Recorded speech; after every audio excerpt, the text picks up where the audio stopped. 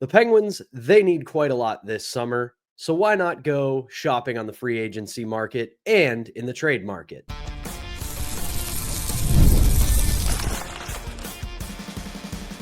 You're Locked On Penguins, your daily podcast on the Pittsburgh Penguins, part of the Locked On Podcast Network, your team every day. Welcome to the Tuesday edition of the Locked On Penguins podcast. I'm one of your hosts, Patrick Damp. You can follow me across all social media platforms at synonym for wet.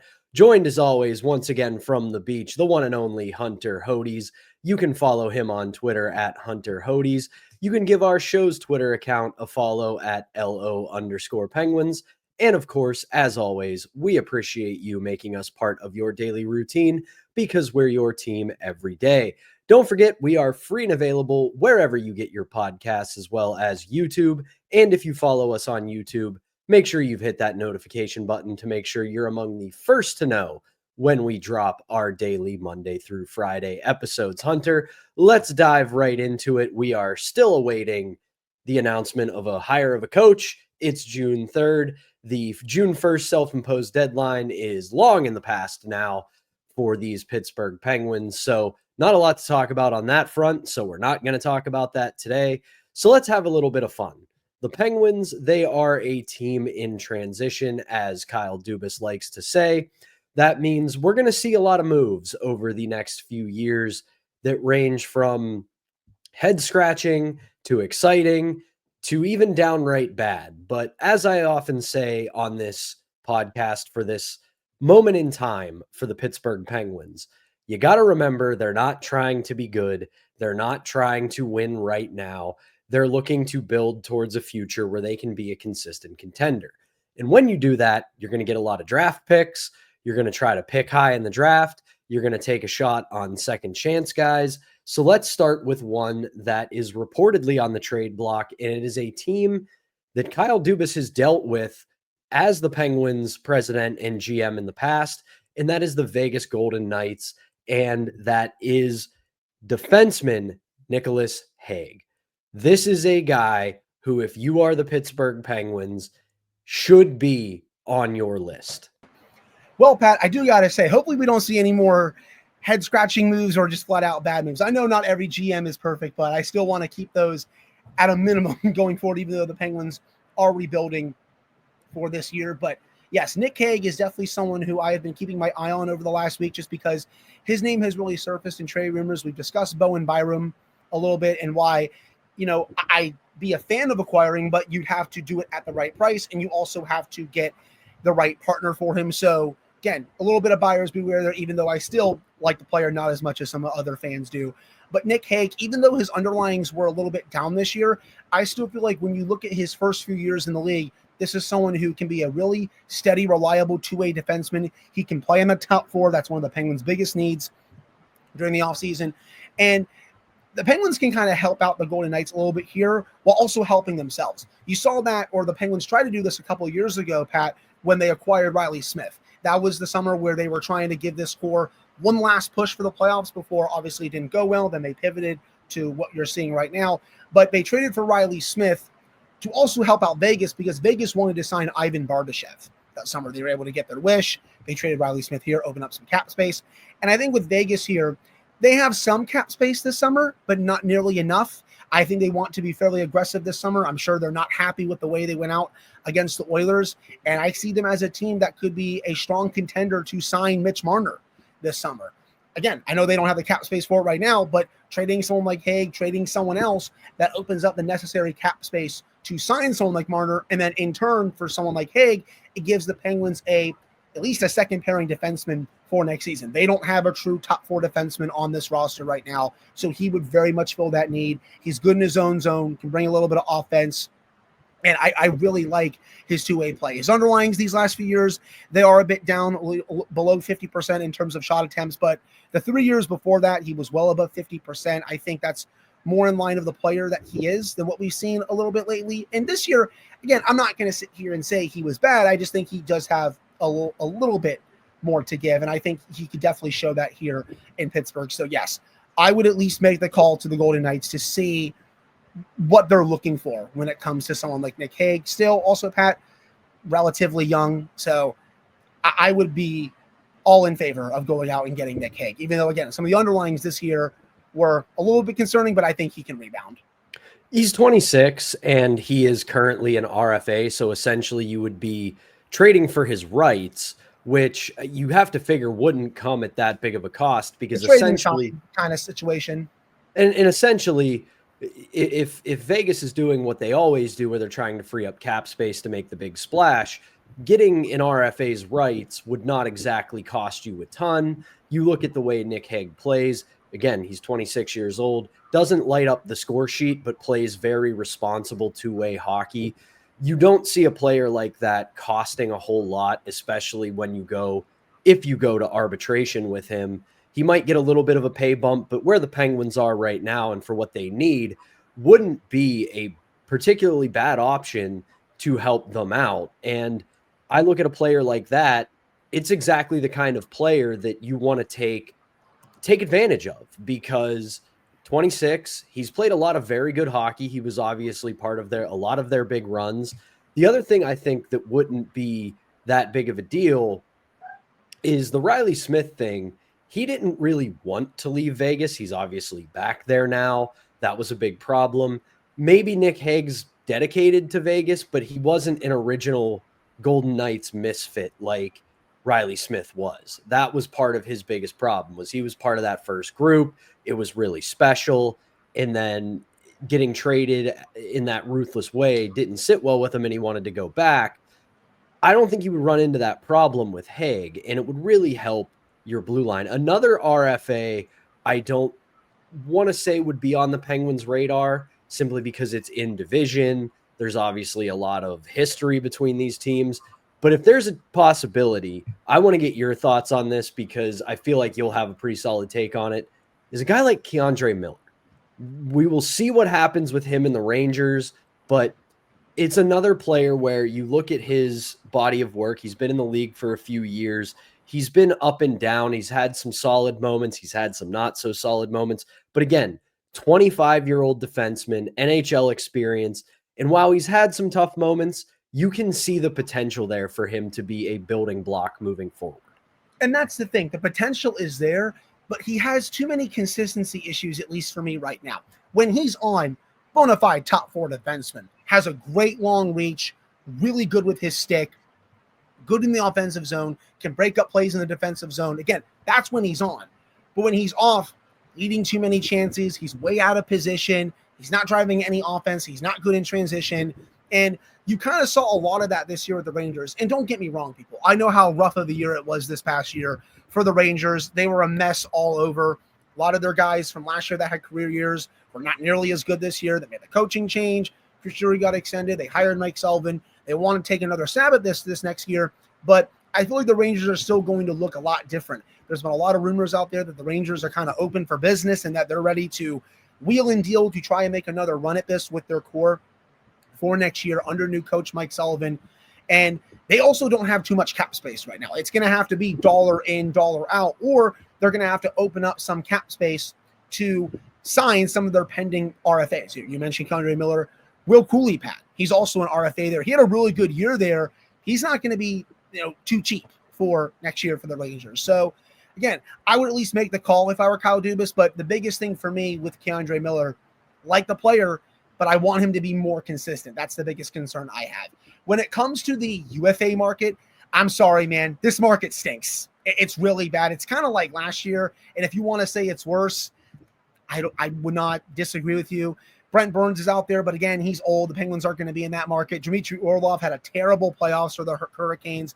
Aaron Ekblad is at least interesting. I could maybe see the Penguins being in on that, but I think it's also going to be too much term, too much money. I think he's going to get a lot more money elsewhere.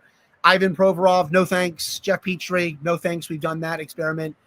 Ryan Lindgren, you were talking about him today. To me, he kind of is what he is at this point, man. I don't really think Kyle Dubas is going to go after him in free agency. And he's kind of the opposite Matt Grzelcyk. He's not really going to quarterback your top power play. He's not good at 5-on-5. He can play a little bit on your penalty kill, but his all-around game has just gone downhill these last couple of years. If you want to go out and get a bona fide defenseman, it's going to have to be via trade on the RFA market, or just a trade in general where a player has a little bit of term that's coming over. The UFA defensive market, man, it's not good. Once again, Lindgren was the only one that stood out to me, and it connects back to what I said at the beginning, to where there's going to be some head scratcher moves that you kind of look at and wonder what the hell they're doing here. Lindgren is the kind of defenseman that super hockey men love. He's 27 years old. He's big. He's physical. He plays hard on the penalty kill. And if there aren't a lot of prospects for him on July 1, that first week of free agency, and he's still out there, you could probably lure him into a 2 to 3 year deal, but it would not be a deal that you would see the end of. It would be a deal that you put him in sheltered minutes, you put him in those areas where he succeeds, which is PK, bottom pair, and you build up his value in some team that thinks, oh boy, we got to get grittier, we got to get more sandpaper, and Kyle Dubas can go, hey, I got a guy. If that's the approach for it, I can absolutely be talked into a guy like that. I don't want them to pursue him to keep him. He would fit into another player that you have him on your roster. He's going to be trade deadline fodder, and you can just treat him as a rebuild, a restoration, brand restoration, and then ship him off and make him someone else's problem. Well, I wouldn't do a 3-year deal. 2 years, still, like a 1 year deal is probably as far as I would go. I just don't think he's that good anymore. Played a lot of hockey recently. He's been banged up a lot as well. I just don't think he solves a lot of the Penguins' problems on the back end going forward. But again, that's just my opinion. So I disagree a little bit, but I do very much see your point. I think it's valid. Yeah, and again, I don't want it to get miscommunicated that I think, oh, this is a can't miss guy, they got to go out and get him. But if you're going to do UFA defenseman shopping, especially left-handed defensemen that you need, it's a guy that if you're using him in service of the rebuild retool, not a bad option. But if you're identifying him as someone who can be a solution, that's a problem. Because I agree with your point. He's not that good. But if you can treat him like a restoration project and pawn him off on someone else, not a bad option. But that is going to do it for this first segment. We actually are going to keep the penalty kill talk going in our second segment, because a now former Penguins assistant coach moves on to be an assistant coach elsewhere. We will talk about that when we come back right after this. But first, we got to tell you about today's first sponsor, and that is Wonderful Pistachios. If you're looking for a snack that's both delicious and nutritious, crack into a good source of protein with Wonderful Pistachios. Wonderful Pistachios is one of the highest protein nuts, with each 1 ounce serving giving you 6 grams of protein, giving you over 10% of your daily value. Plus, these nuts, they are packed with fiber and better for you unsaturated fats to help keep you feeling fuller longer. As I've said before, I'm a huge fan of the no shells variety. Whether I'm on the go, in the car, at work, wherever, getting that quick protein boost is absolutely essential, especially as I'm trying to lose a little bit of weight and get back into shape. They're perfect for that. But if you want that satisfying crunch, the classic in-shell option is always right there for you. So get snacking and get cracking with the snack that packs a protein punch, and visit wonderfulpistachios.com to learn more. All right, welcome back to the Tuesday edition of Locked On Penguins. I'm Patrick Damp, right alongside Hunter Hodes, the beach bum himself. And it got announced yesterday after we finished our show that Penguins assistant coach Mike Vellucci has moved on from the organization. He is now an assistant coach with the Chicago Blackhawks. Now, got to give a little bit of background on Mike Vellucci. He spent about 13 years as an OHL head coach and then 5 seasons with the Carolina Hurricanes organization, winning a Calder Cup in the AHL with the Charlotte Checkers. And then in 2020, he was promoted from the Wilkes-Barre Scranton Penguins to Mike Sullivan's staff with a focus on the penalty kill. In his first couple of years, the Penguins had one of the best PKs in the league, but over the last couple of years, it has started to falter. Overall, You look at the Penguins' penalty kill in his entire tenure, it averages out to about 11th overall in the NHL at just about 80%.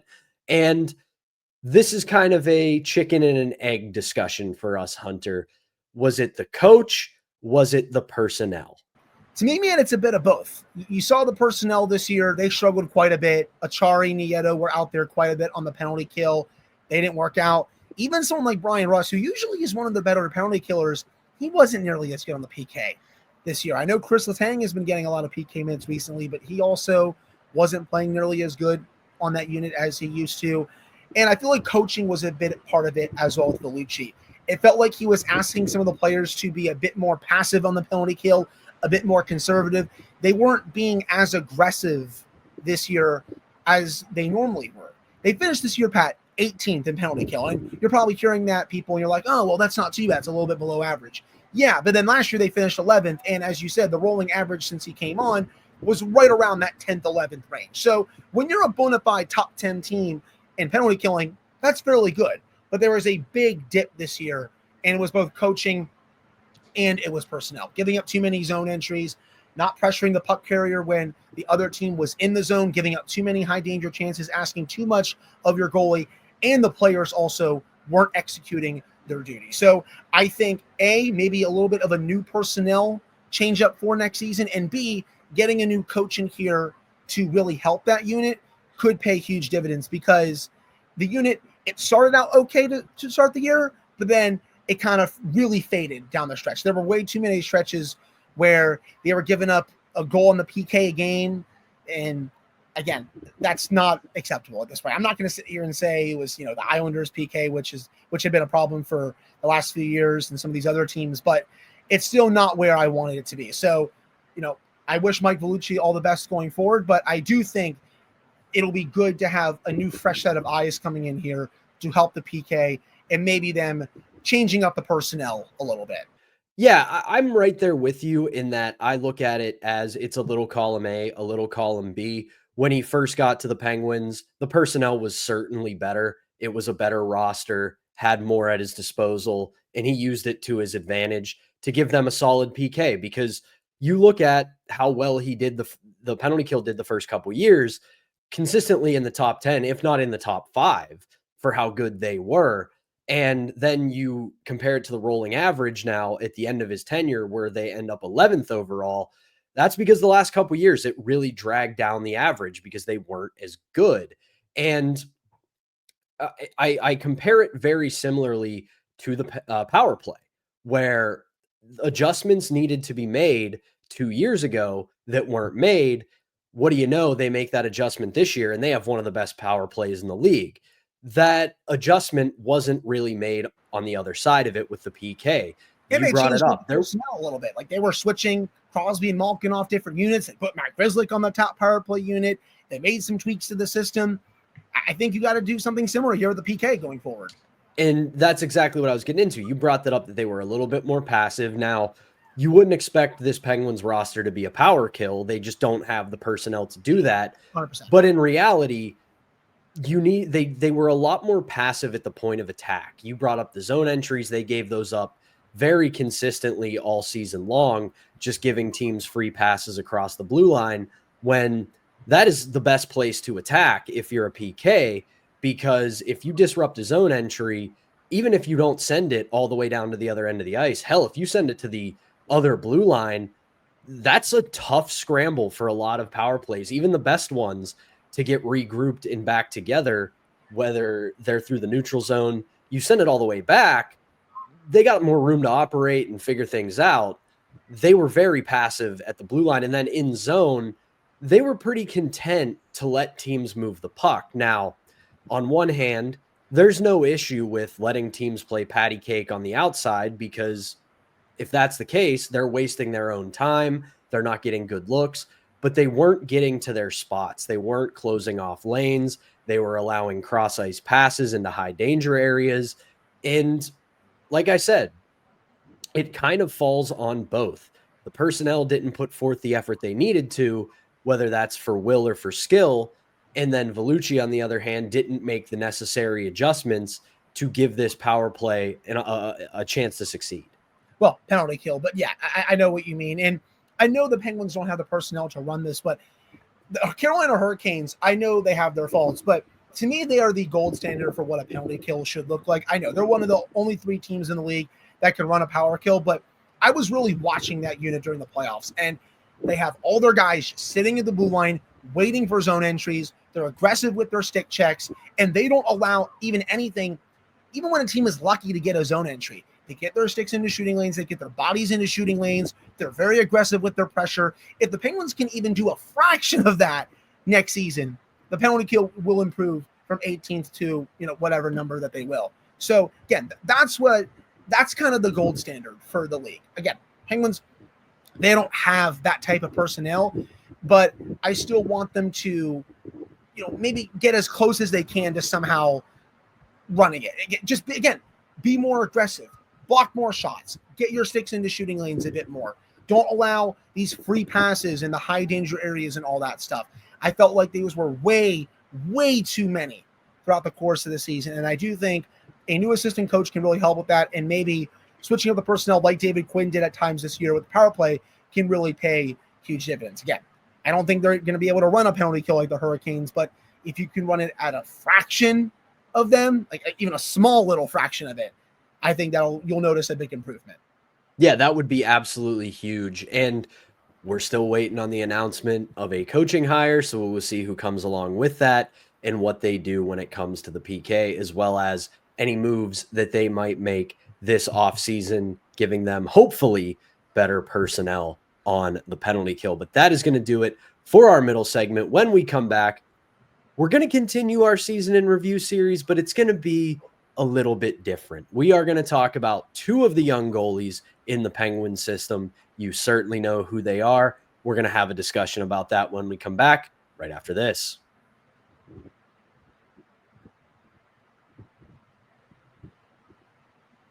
Back here on the Tuesday edition of Locked On Penguins, I'm Patrick Damp alongside Hunter Hodes, and the Penguins certainly have their needs at just about every position.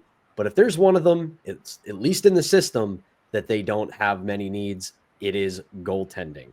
Yes, we know we have the issues at the NHL level with Tristan Jarry and Alex Nedeljkovic. We have talked that all the way to death, resurrected it, and killed it once again. So we might as well put the focus on the future, and that is the 2 goalies in the system who have been really rising through the ranks, and that is Yoel Blomqvist and Sergei Murashov. Let's start with Yoel Blomqvist, who had his moments in the NHL this year, played 15 games, 4 wins, 3.81 goals against average, and an .885 save percentage.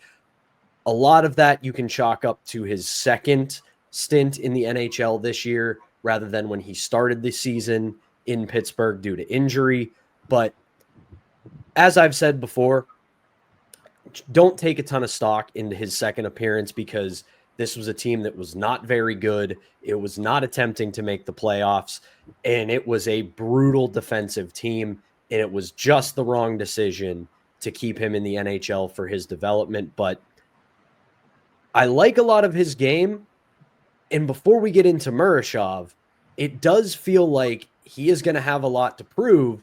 And let's keep the focus, obviously, on Blumquist before we go to Murashov. But with Murashov's ascent, Blumquist has got someone knocking at his door. So he's really got to figure it out here. And by figure it out, I mean take his spot back as the top goaltending prospect. Yeah, I would agree with that. And I think with Blumquist, see, I didn't mind him at the NHL level, but once you saw him really struggling in his second stint, I was more than okay with them sending him down to just get, obviously a bit more work in Wilkes-Barre and all that stuff, because we have been talking about it on the show. He was giving up a lot of goals to the blocker side.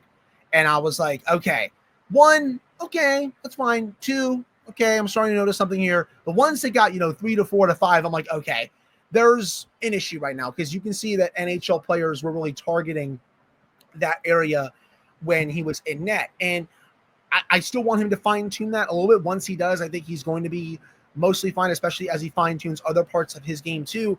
His first stint was obviously much better. The game that really still lives rent-free in my head of his this year was the game against the Oilers in Edmonton when he was the only player that showed out for the Penguins. That was, I think, one of the Penguins' worst efforts of the year.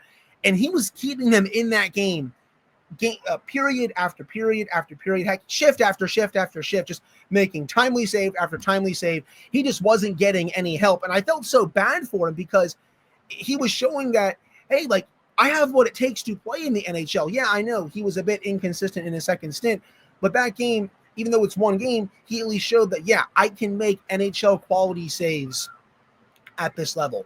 And he's going to have every opportunity to make this team out of camp this September and into early October.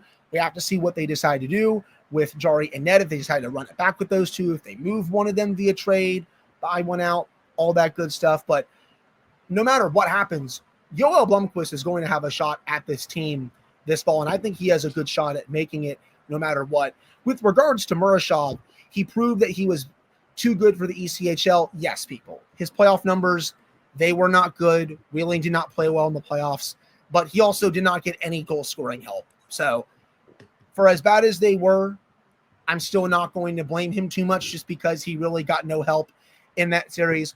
Once he got up to Wilkes-Barre throughout the season, he showed that he very much belonged in that level. 2.64 goals against average, .913 save percentage in 16 games, with Wilkes-Barre played in 26 games for the Nailers. And then even in the playoffs, he had a .903 save percentage for Wilkes-Barre, .857 for Wheeling.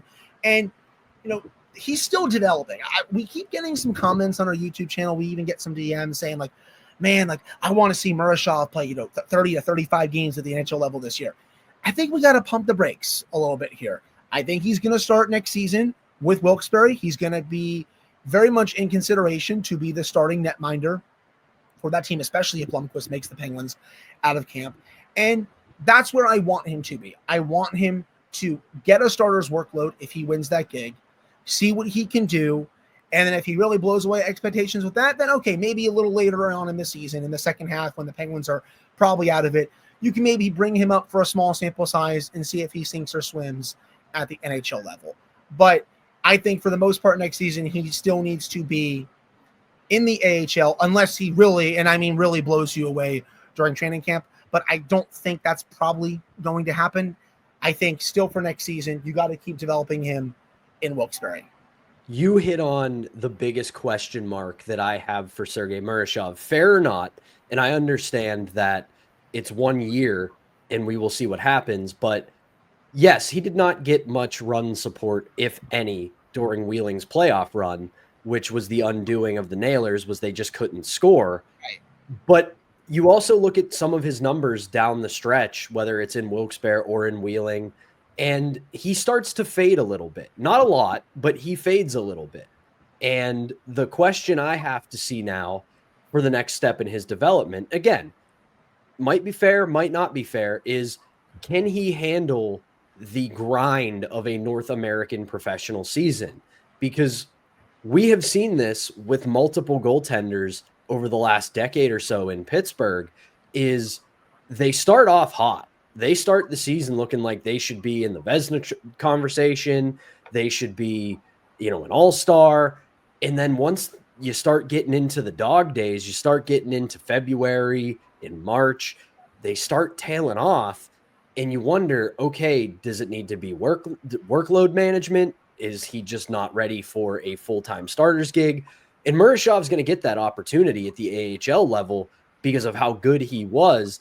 And if we get into late season in the AHL and he's still putting up very good numbers, we probably have our answer. But I know everybody wants to get their shiny new plaything right here, right now. But we got to let this guy develop because you don't want him to completely flame out because you brought him up after one good run, especially when you look at the timeline of this organization right now. They want to be good in contenders in 2, 3, 4 years, not this year. If you needed that sugar rush and you think he could do it going into next year and you're trying to win, worth trying. Right now, you want to find out if Blumquist and or Murashov are your long-term answers in net when you get to contention, and there's still a couple hurdles for both of them to clear before you have that answer. And don't forget about Phil Larson either. I thought he had a really strong year for Wilkes-Barre too. I'm curious. I'm going to be curious to see how his camp is with the Penguins in September, and then how much, runway he's going to get in Wilkes-Barre this year. If all goes according to plan, and Blumquist makes this team potentially. You have Murashov and Larson as your tandem in Wilkes-Barre, and they're kind of, maybe low-key 1A, 1B version, or Murashov is getting the starters reps, and Larson's getting the backup reps. Whatever, however it shakes out, but still. People got to remember, this is a process. You don't want to rush development. That's the worst thing you can do when it comes to young prospects. Again, I know a lot of people want to see a lot of these young guys right away, but you got to get the development of them right. And then once you do, then you're going to see them up here full time. Think about it. Rucker McGroarty wasn't ready to start the season. They sent him down to Wilkes-Barre, fine-tuned his game. He was more than ready to end the season when he came up. Ville Koivunen. He worked on his game throughout the season in the AHL. He was almost a point-per-game player, albeit a very small sample size, at the end of the season. He looks ready for the NHL. Again, those are just two examples, but they go with the thinking that got to get the development right, and then you can put them up here to see if they sink or swim. And if they obviously swim, then you've done this right. So for Murashov, again, I know people want to see him ASAP, but people got to pump the brakes a little bit. I think he's going to spend most of next season, if not all of it, in Wilkes-Barre. And people, it's not a bad thing. No, it's not at all. And you said it. It's a process. I know it stinks. I know we're so used to win now, but we're in an era where we got to have a little bit of patience and see what happens. Speaking of patience, we're running out of it. We need to know who the coach is. So Kyle, get to getting. But that is going to do it for our Tuesday episode of Locked On Penguins. If they decide to announce a coaching hire today, we will hop back on here for a quick 10 to 15 minute episode to talk about the hire and then do a full breakdown on Wednesday. But regardless, we will be back with a full episode for you on Wednesday. So for Hunter Hodes, I'm Patrick Damp. Thank you as always for tuning in. As I said, we will be back on Wednesday.